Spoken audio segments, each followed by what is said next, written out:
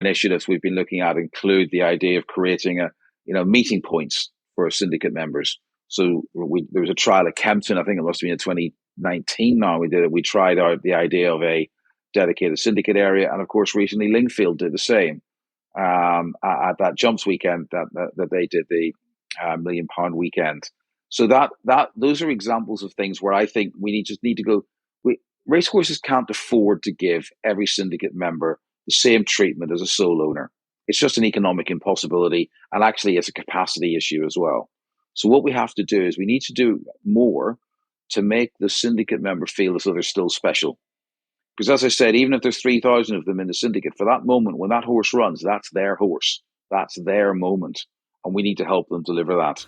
Look, that's great, David. Before we finish, can I ask you to identify 3 things that you'd like to see happen fairly soon for the good of British racing? Well, if we take more syndicates as taken for granted, the 3 things that I would probably think are most important on my list.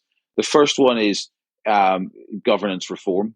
The various articles you'll have read about, potential upcoming changes to the governance model. We need to get that done and dusted, whichever way we go with a solution. So that's important. The combination of a good outcome from the gambling review and levy reform are critical. Gambling review is almost a defensive thing in that we're trying to defend a position. Levy reform is about growing the levy take. Both of those are critical to underpinning prize money. Making a step change in prize money is probably only really possible with levy reform. And of course, with the gambling review, we're facing the risk of going backwards in some way or other. And so the combination of those two, navigating them safely over the line, both in the short term and the medium term, is vitally important. And then the third thing I'd love to see more of is just a greater spirit of trust across the sport. We're not good at working together typically. I mean, you mentioned the pandemic, and I was saying I think we did work well in the pandemic. But overall, that level of cooperation and trust within racing has always been a problem. And coming in from the outside, it strikes you very quickly.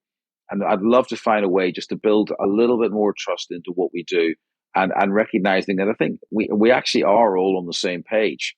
It's just a very complicated page with lots of little pockets tucked away and structural anomalies and everything else.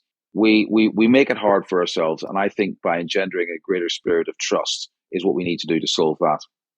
Well, David, you started off this interview on a positive note, and you certainly finished it on a positive, optimistic note. Thank you. Thank you so much for your time. We really appreciate you joining us on Inside the Rails. Thank you. No problem at all. Thanks very much, guys.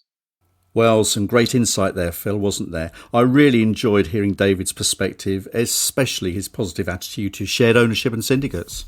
Yeah, absolutely. I mean, that's great to hear that a representative, such a senior representative of the racecourses, is all behind syndication, and good that the courses are keen to do as much as they can for syndicates. So yeah, great. Before I do sign off, I want to say to the listeners how much Simon and I really appreciate all your support. If you could please recommending us so we can keep on growing and keep bringing you these great guests and insight, that would be very much appreciated. But we really do appreciate everybody's listening and the positive feedback that we get. If you want to give us any feedback, positive or negative, we're also on Twitter. Twitter handle is @InsideTheRails. If you don't already do so, please follow us there.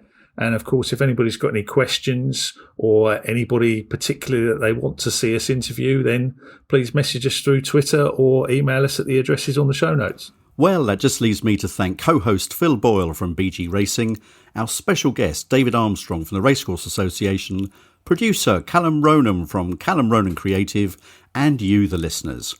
We've had Dudley, Eunice and Franklin making the meteorological headlines, but in around 3 weeks' time, will it be Dysart Dynamo, Energumane and Facile Vega making the Cheltenham headlines? This is Simon Double from Solaria Racing saying goodbye.